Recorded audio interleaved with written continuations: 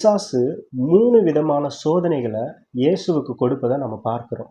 அதுல ஒண்ணு மத்தேயு 4:3. அப்பொழுது சோதனைக்காரன் அவரிடத்திலே வந்து, நீ தேவனுடைய குமாரனே ஆனால் இந்த கல்லுகள் அப்பங்கள் ஆகும்படி சொல்லும் என்றார்.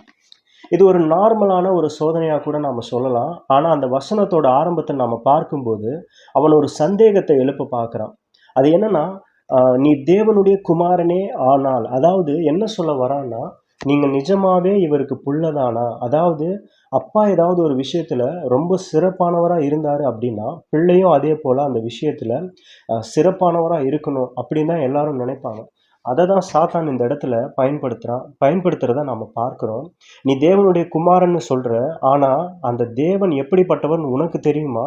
எப்படிப்பட்ட தேவனுக்கு நீ புள்ளியா இருந்தா, நான் சொல்றதெல்லாம் நீ செய்யணும் அப்படின்னு சொல்லி அவரை தூண்டி விடுறத நாம் இந்த இடத்துல பார்க்கிறோம்.